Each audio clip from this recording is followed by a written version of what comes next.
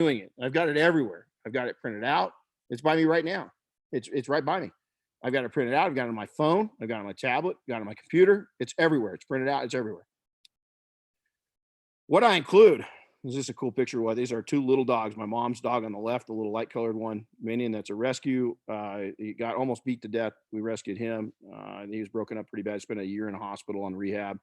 We adopted him, but these little dudes were just trucking it up the rocks the other day with our daughter in the background. They just thought they're having so much fun. They love going out on their hike. So here's the deal: is I include a week by week plan with prior year sales and new year sales goals. So I want to take and look right side by side what I did the year and maybe 2 years, have them in a column, and then comparative to this year. I want to see what I do, and I pencil in this year's week by week. It's a 52 running week calendar. And I did this, I've done this my entire career. And that way, if I see a blip, well, it might be weather, it might be conditional, like, we're all going to see a blip right now coming up because of what's gone down, right? But we can explain it. It's when I can't explain it. Okay, what's going on? Am I seeing cycles? Is my marketing off? Might tell you that you're not marketing correctly. You're not spending enough money, or not spending enough time, or you're just not doing it. But a week by week is right to the side. How I did last year, not a guess. Real numbers. Don't be, oh yeah, I'm doing good. No, you got to look at it. Your P&L should be right there. Are you doing good? Okay, terrible. Where are you at? Be honest with yourself. That's the biggest thing a lot of times when entrepreneurs, especially young, and when I say young, I don't mean young in age, I mean new to the business, is a lot of times they close one eye and they read their finances because they really don't want to be truthful with it. Was I happy last year, both personally, professionally? Always a question you want to ask yourself. Share your findings again with your mentors and so forth of what you're finding and what kind of plan do you really need. Is again, if you've never written a plan, ask yourself this: am I going to the bank for anything? If you're not, then you want a running plan. Sometimes we're out there building this, what we think is going to be this empire that's going to change our life down the road. And it probably will. If you're dedicated, it probably will. But here's the deal. What about all the living time in between? What are you going to do? You're just going to work? I see guys all the time. I understand that. Work. I work harder than hell. The reason why that I'll come out of this okay, that we'll come out of this okay, is we haven't had a day off since this. Chris and I have not taken a day off since this. Now, we've taken light days, but we have not had one day where we haven't done something. And so you want to tell us that we're not going to come out of this okay? We're working hard. We're also very smart. We've changed. We're adapting as we go. Our business plan's a running business plan. But dream. What do you want out of your life? What do you want out of your business? Do you want something that's simple, 100K a year, and just live a good life, enjoy your family, enjoy your time, do a little travel? You want something big? Are you gonna build an empire, multi-stream empire? What I mean by multi-stream, a lot of incomes coming in from different sources, and detailing is just one of them. So that's a time to dream it and envision it, and put all that together, and then plan it. This is where the business plan comes in, and then the execution. Now, I like a running business plan because, again, I can dream, revision, redream, revision, replan, and then execute off of what I redream, revision, replan. And so it's really important that running business plan be there, and you have access to it at all the times, and you really understand it like the back of your hand. It's that familiar. It's that comfortable. Is that you can take and go on the fly. How detailed are your plans and priorities? Ask yourself that. Seriously, how detailed? I'm telling you what mine look like. Are yours that detailed? I'm telling you right now, you're going to learn some things right now. Build a business that supports your life and doesn't drain the life away from you. So many people, it's just a drain. Their business is a drain on them. So map out important dates. This is really important. Is personal time. Set dates and share those dates so you keep them. Make a promise to escape, especially if you have family, especially if you have a spouse, especially if you have a boyfriend or a girlfriend. Is you've got to take, and I know as an entrepreneur, raise your hands, say amen. If I just get going so fast, I forget those things. Shame on me. I hate that in me. I hate that trait in me. Now, it's also the trait that helps build me, but it's got to be controlled chaos. You've got to control that side of you. You can't just let it go and run wild. You just can't. You've got to schedule in times and dates. And Chris will tell you that I'm really big into that now. We spent a lot of our time last fall planning that exact thing out in our business plan.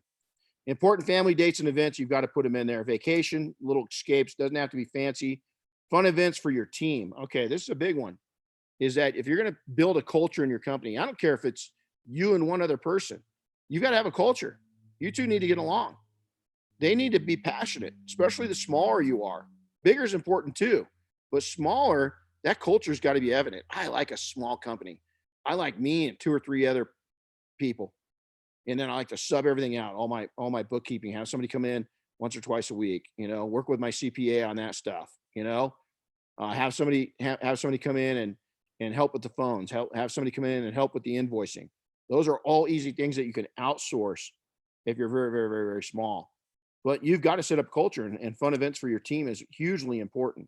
You can't skip those things. You just can't. Industry events and opportunities. You've got to be at industry events.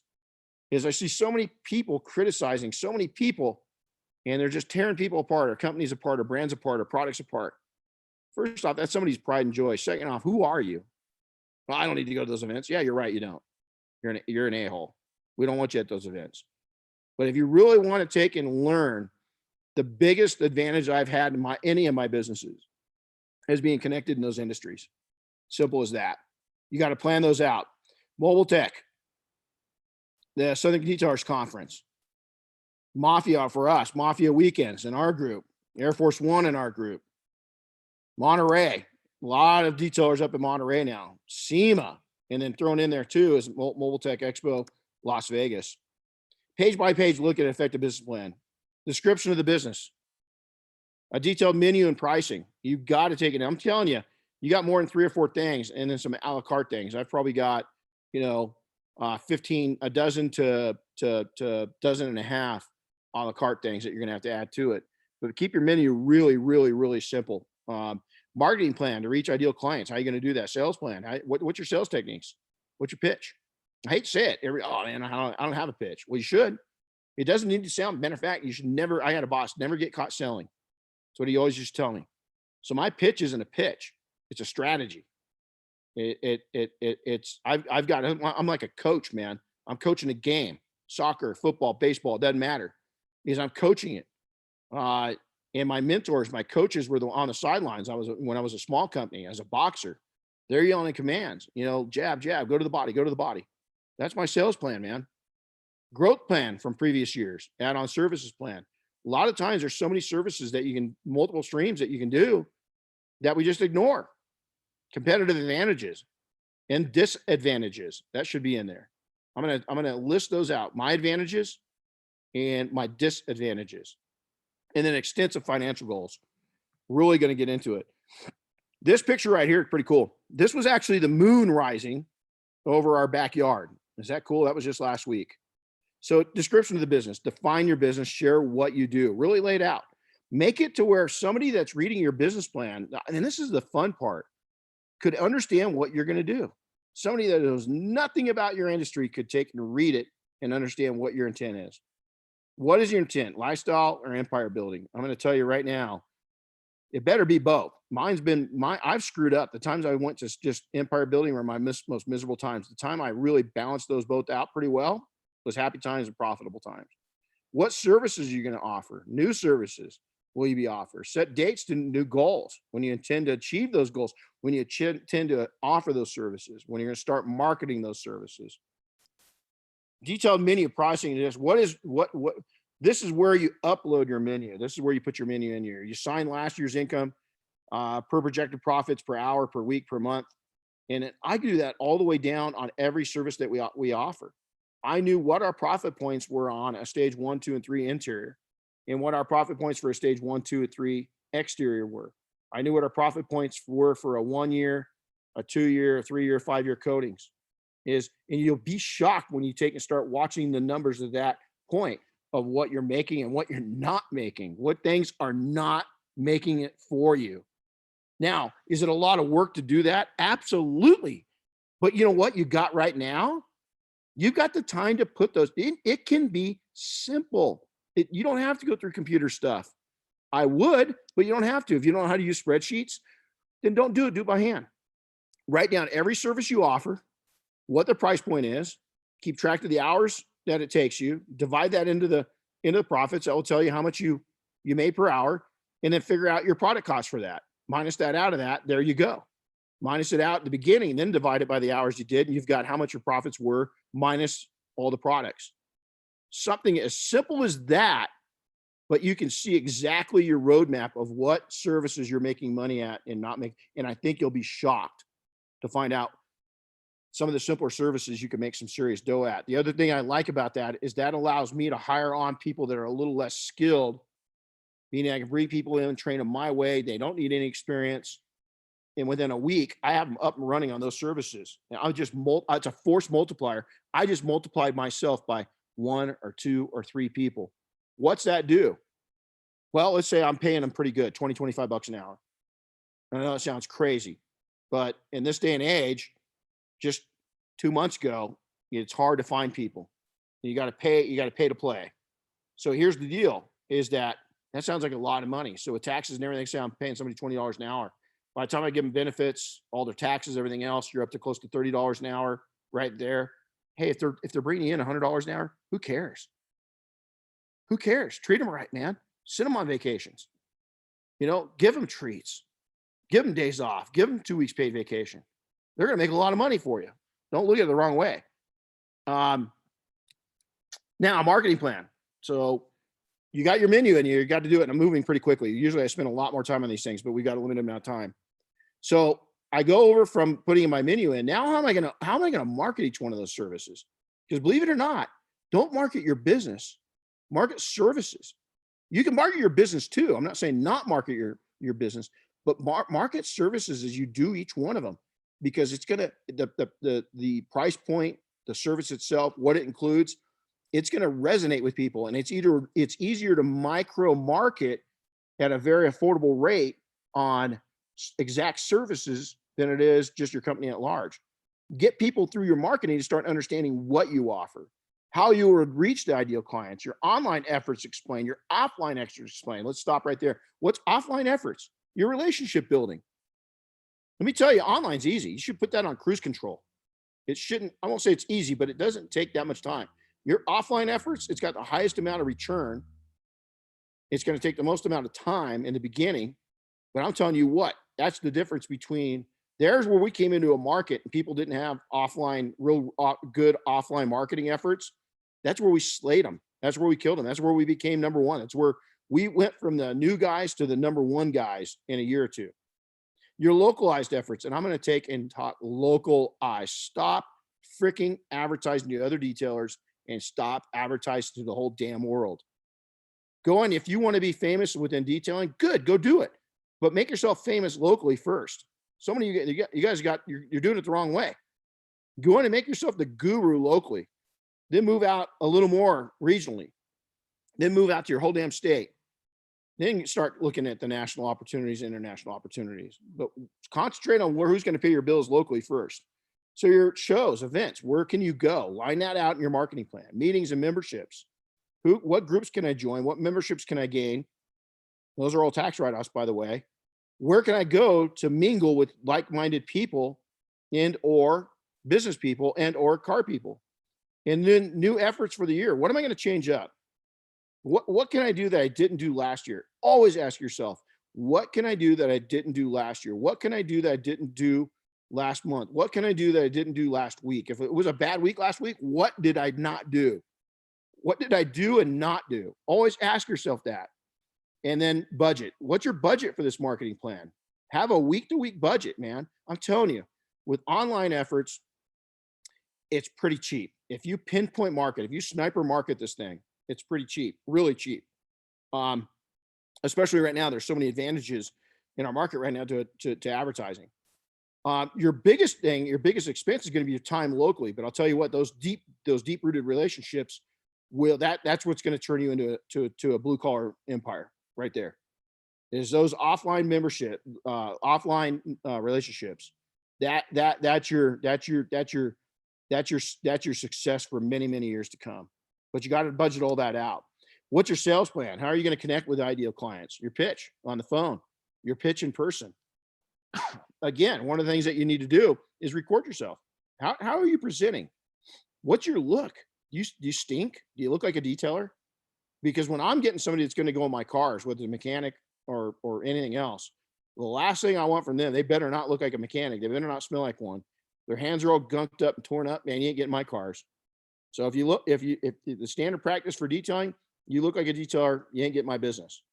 You want to take and you want to excel, look clean, look sharp, you know, and have a style about yourself. Whatever your style is, go with it, man.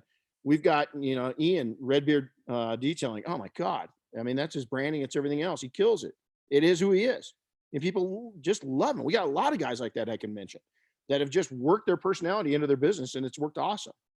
So what's your pitch in person? How are you going to talk with people? How are you going to take? And there's a very, both of those. It's something that we practice the most on. We put more work into those two areas than anything else, even our skill wise. Our skill wise, man, if you're not getting better every day that you got a tool in your hand or you're doing an interior, that's practice. Is let's face it, it's work, but you should be getting better and better. That's the hard things is that your pitch, and your talking, your communications with people. You need to be getting better there too. And the only way you're going to do it is really to take and record yourself, believe it or not. Everything in our shops were recorded. I go back and look at the way that our staff and coach them on, hey man, this was kind of a rub. Don't when you go into this. Connectability is really important when you're going to take and talk with people. And you say, oh man, I don't sell. I don't need to sell bullshit. Everybody sells. Everybody does. Everybody sells. You got to sell yourself. You got to sell every time. If you think you're not, you're fooling yourself. Everybody that owns a business is a salesperson. Now your support materials on your sales side. What's your email support materials? What are you gonna do? Are you gonna get software? There's a lot of great software. Does that software support emails, texting, and all that? And it is going to tracking. Is it a CRM? Do you have to have a separate customer relationship management software system to track that? That's all part of your sales plan. We used to break them up into three categories. Prospects, or excuse me, suspects, people that we suspect could use our services. Prospects, people we've talked to but yet haven't been customers or clients, and then clients. So people we thought would do business with us if we could get to them, people that we talked to but yet haven't done business with us, and then clients that have given us their money. Growth plan from previous years. This is really huge, is that the biggest thing that we do is a lot of people, we talked about this with the software companies, our biggest marketing effort that we do in our growth is to our existing client base. Is naturally we're going after new clients, but there's a period in my businesses that we couldn't take in new clients. We just didn't have the room. We did a great job of marketing back to our existing clients. We weren't taking on new clients. And people say, wow, you should have got bigger. We couldn't. Is our services, and I won't say they're so high end, they're high end for the time, but the connection, the relationship, we didn't need to. I hate to say it. Our growth was we were growing financially still. Matter of fact, we're growing financially faster than trying to obtain new customers. Now, if we got a good referral and they're going to come into a membership type program, we took them, but they had to fit into our system. We just didn't take entry level customers for a long while. So you need to identify your most profitable service. Build a menu based on that financial data. Do you think that In-N-Out Burger, Chick-fil-A, any of the restaurants just offer their number one, number two, number three? Have you ever noticed that the other items on the menu kind of get lost, shuffled down? Well, because they know popularity, it's ease of sale and profitability. And so you need to build your menu the same way. Take it from the giants, is learn that. Again, a week by week plan, as I always do that in my sales, and then add items such as memberships, gift cards, new services, fleet accounts that you can add in. You can make money on all of those if they're sold right, if they're marketed right. Add-on services, highlight each new add-on service and projected sales. I like a weekly sheet for this, showing the goals, and then explain the projected P&L of each of these add-on services. Maybe you're going to take on and put paint protection film in. Maybe you're going to do rock chip. Maybe you're new, maybe you're mobile and you need to add on some service. God, what can I add on? Rock chip repair, man. Convertible top care. Get rag top, man, for convertible tops. I mean, they go to their website. You sell that you're selling their products. Bam. I mean, Rick's done a great job with that. Dr. Color chip for rock chips, man. Add that in, and it's easy. Coatings. I mean, it's all over the place. Coat things. I mean, there's just a ton of things that you can get into, you know, glassparency. I mean, just keep on adding to it. Maybe you don't sell a lot, but at the end of the year, it could be several $1,000s on each of those. And that's into your pocket, high income. Competitive advantages. This is where some of the recon on your competitors plays out. State your weakness and why. Why do you want to state your weakness? I want to go into my competitors and look what they're really doing strong. What are they doing? And a lot of times it's something that I'm weak at. The hardest thing to beat is relationships.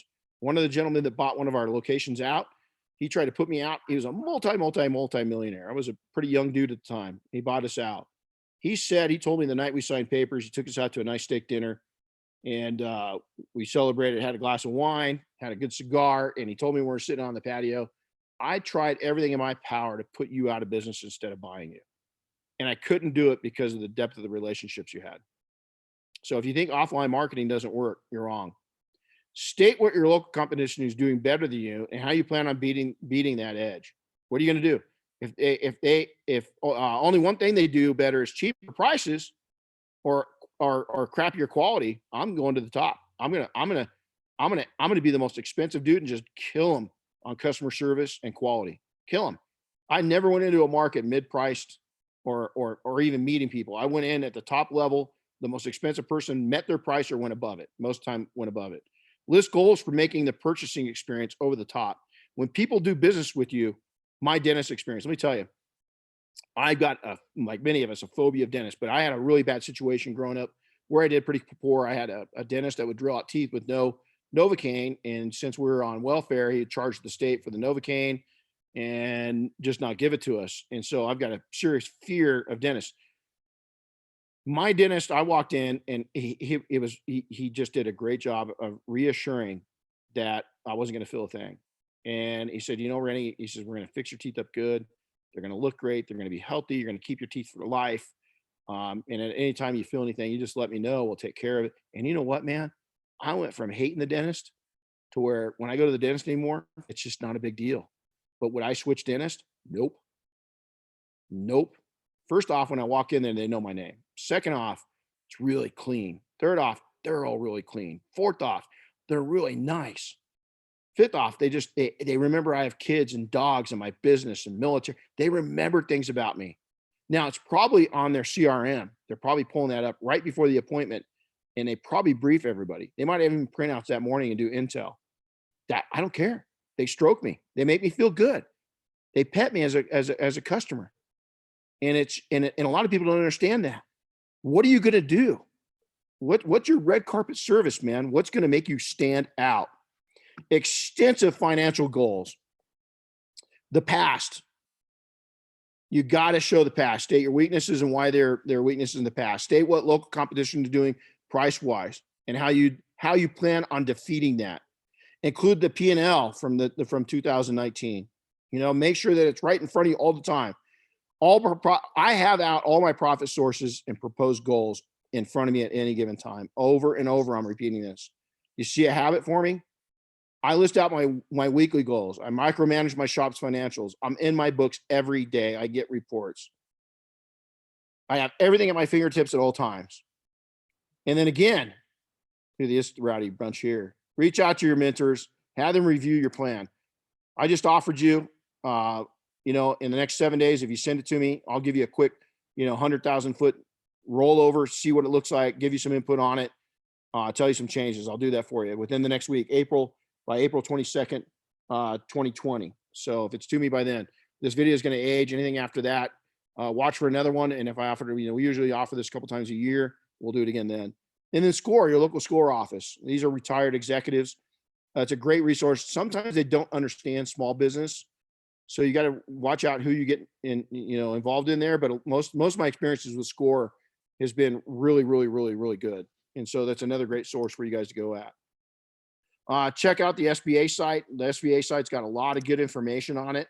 And then Google sample plans. Simple as that, man. Just if you don't know where to go, just Google out some plans. And then I micro mine down. I dumb mine down. Mine's plain English, ready to go. It's like we tell our soldiers when we go out on civilian search and rescue.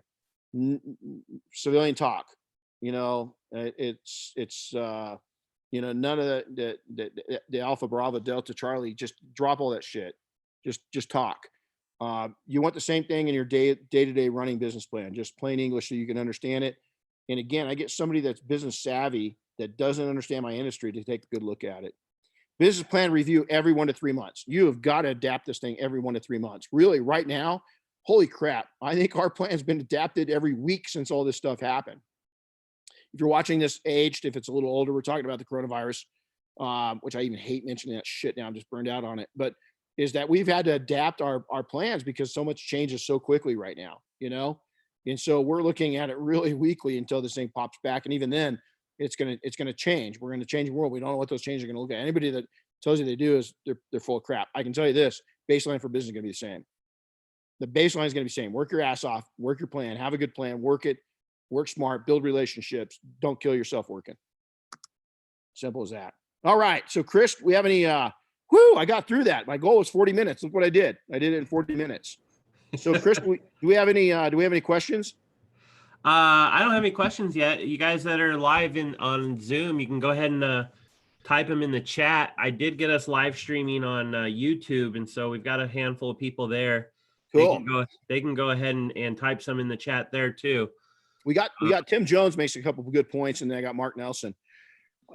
So Tim, by all means, hire a CPA that you trust. Yeah, you're married to one, so Tim's a good friend of mine. I can't tell you, your CPA should be your best friend in business. Everybody, hey, what do you look for in an attorney? Man, I hardly ever need an attorney. I got a friend of mine that's a really great attorney. If I need something to go to, but it's so rarely, you know what I'm saying? I mean, it's just so rare that I do. CPA, you're going to need a CPA every week, 52 times a I can't tell you the importance of a CPA. So Tim, thanks for saying that. And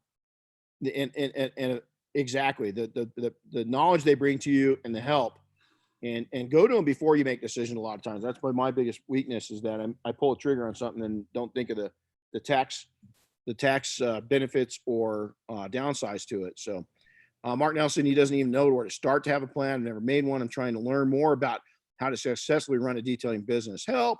Mark, we'll probably, with you being Mafia, we'll go through this. Should help you a lot right now, of laying it out. And again, maybe what we'll try to do, Chris, in the next coming week or two, is put somewhere up on a sample business plan.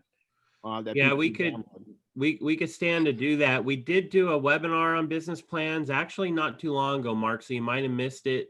So you can look for that on our private forum. Yeah, so great resources there. So Chris, anything else over on the chat side of things? Nothing right now. Cool. Well, I wanted to get through it. I wanted to be under the hour mark for you guys, and I hope this helped you out.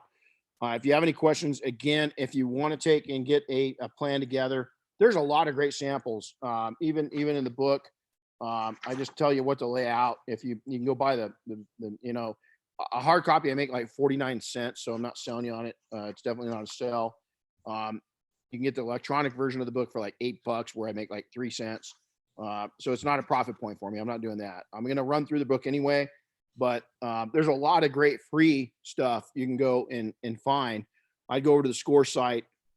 But again, a lot of them are going to have the SBA level, really in-depth business plan. Mine's in depth, but it just doesn't go into stuff that I can't read quickly. I want to be able to go over my business plan, read it, and reevaluate it in like 5 minutes.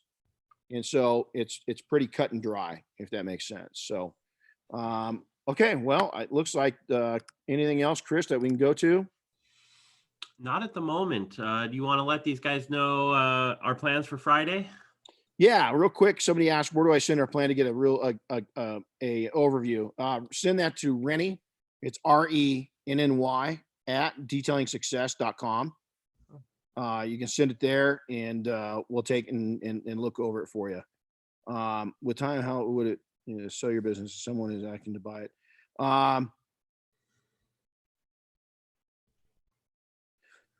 Uni, I'm not sure if I understand that. Let me type that in. It looks like if somebody is asking to buy your business, it comes down to this. You've got to take in, boy, I'll tell you, your record keeping. You got to be able to take, and it's going to be based off of depending on, I know your guys' business, the valuation. You could have it professionally evaluated. Basically, it's got kind of like having a appraiser come out to your house and appraise the value of your house. They'll look at it, but it's going to,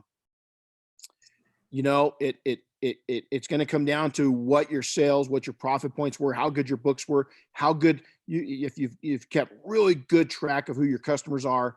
That's why software is so important, because they're buying your business, but what they're buying too is your customer list and the future sales and profits from your business, And so, good record keeping and so forth it depends on the type of business. Yours is probably going to go well, I can't even really go into it because right now I don't want to get stuck out there liability wise of saying how to value it. Basically, in our service businesses, we took the profits. A lot of people say the gross. We took the net times anywhere from 3 to 5 was the value of the company, and so so it just depends on what it is. Okay. Let's see here. Stephen, good. I'm glad you're going to update it. Mark, you bet. Yeah, exactly. Right now, a lot of people are saying, hey, William Lara does a lot of marketing and saying this is a great time to do some marketing. The prices are down. You can get a lot of advantages with Facebook and Instagram and stuff like that. And then lastly, where'd that one go real quick? Yeah, I think right now it's a good time to build a plan. And you might say you don't know where to even start.